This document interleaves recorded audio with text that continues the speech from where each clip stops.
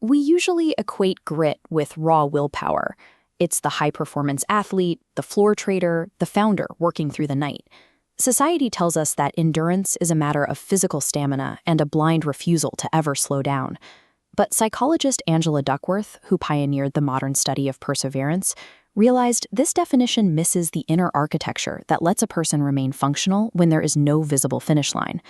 If grit is just a high-octane version of ambition, how do we explain the people who endured decades of suffering?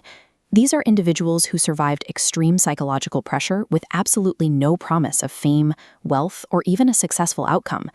To understand what keeps a human mind from collapsing, we have to look past the slogans. Imagine gathering history's most enduring figures in a single room to cross-examine their survival. When you place their experiences side by side, grit reveals itself as a family of strengths. It is a shape-shifting trait that adapts to survive different types of extreme pressure. Consider the first domain, captivity. When every ounce of physical freedom is taken, endurance requires something deeper than mere toughness. Nelson Mandela survived 27 years in prison through a concept he called inner governance. He maintained a strict mental rhythm of reading, exercising, and careful speech. In isolation, this discipline became a shelter that protected his conscience from collapse. Psychiatrist Viktor Frankl found a very similar mechanism in the concentration camps. He noted that humans can endure almost any suffering if they can locate a specific meaning or a future responsibility inside of it. This same ability to process hardship applies to the laboratory, where researchers face the weight of repetitive, invisible failure. Inventor James Dyson spent many years building thousands of prototypes that failed. His career demonstrates a specific requirement of the inventor. You must be stubborn about the mission, but entirely flexible about the method. Marie Curie maintained a very similar distinction. She argued that wise persistence means staying loyal to the evidence and the work, while foolish stubbornness is just ego refusing a correction.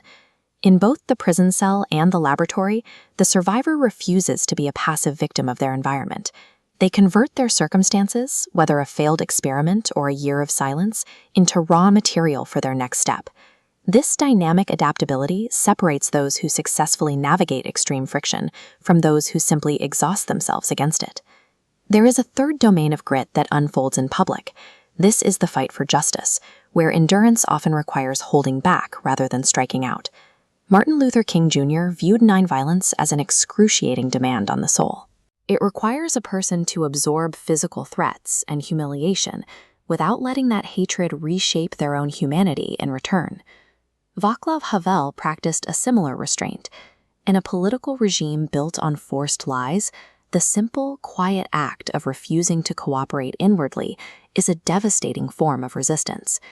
We see this internal grit in the most hidden spaces of human experience, the artist processing trauma and the caregiver facing endless daily need.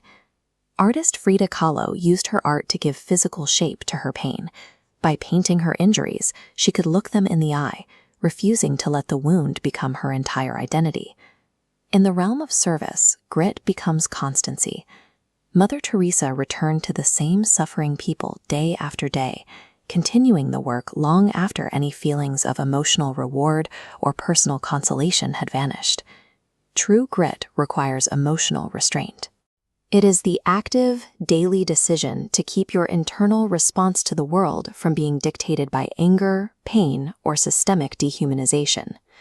When we look at the prisoner, the inventor, the artist, and the activist together, a single unifying force becomes visible. The connective tissue is devotion. Extreme endurance is possible when a person binds themselves to a goal or a truth larger than their own immediate comfort. Pain still hurts, failure still carries a heavy cost, but because the mind is anchored to a central structural integrity, the core purpose remains untouched by the pressure. The popular myth tells us to grind endlessly for the sake of the grind, but history shows us that the grittiest people are simply those who remain faithful to a core purpose.